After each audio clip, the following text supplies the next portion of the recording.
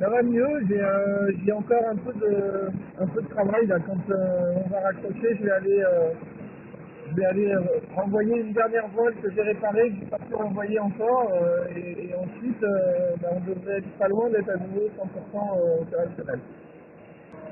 Euh, en fait, c'est vrai que le début de l'océan Indien a été violent, mais alors pas tellement au niveau de la force du vent, mais c'est surtout une mer toujours très compliquée à naviguer, qui prend les bateaux en travers, dans laquelle c'est difficile d'aller vite. Donc c'est surtout ça qui a été éprouvant. Là, oui, ça se calme un peu. Comme je le disais, j'ai encore un petit peu de boulot sur le bateau. J'attends que le vent tombe encore un peu en dessous de 20 nœuds. Et puis je vais faire cette dernière mise en place. Et puis ensuite, ma foi, pied droit sur l'accélérateur et essayer de retrouver un rythme de vitesse normal. Ça a été la descente de l'Atlantique. Il n'y avait pas trop de problèmes. Et puis après, tu sais, c'est l'engrenage de la loi de l'emmerdement maximum qui a commencé. Et ça a commencé avec un élément du pilote automatique, un capteur d'angle qui s'est envoyé en l'air. Et le bateau est parti à la bâtée 3 ou 4 fois, puis encore 3 ou 4 fois, jusqu'à ce que je réussisse à régler ce problème de pilote automatique. Du coup, ça a cassé le rail de grand voile, donc je pouvais plus envoyer ma grand voile. Ça a cassé le hook de grand voile.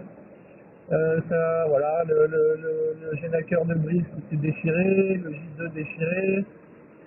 Euh, voilà, pas mal de soucis en chaîne. Donc jusqu'à il y a 2 jours, je pouvais pas envoyer ma grand voile. J'étais bloqué à 2 riz.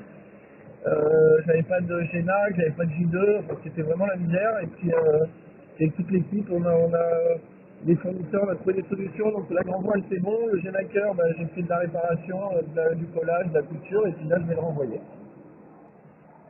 C'est l'ascenseur émotionnel en fait.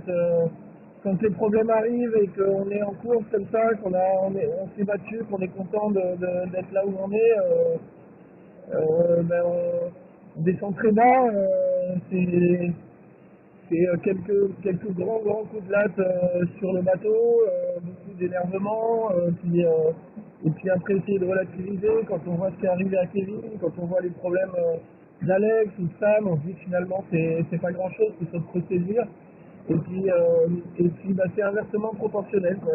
Quand on arrive à résoudre un problème, je sais pas, on n'a pas de champagne à bord, mais tu vois, on serait peut-être quasiment en train de déboucher une bouteille à chaque truc. Donc voilà, c'est vraiment l'ascenseur émotionnel à l'image des vagues qu'on a ici dans le Grand Sud. C'est vrai que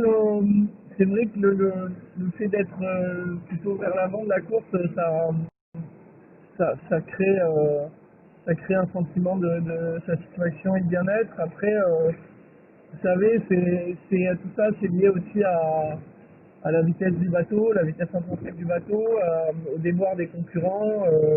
Je, je sais pas, j'ai dit non, il n'y a pas plus particulièrement d'osmose cette année qu'il y a 4 ans avec le bateau. Il y a 4 ans, j'avais un vieux bateau qui était très lourd, on était bien placé aussi par rapport au potentiel du duo.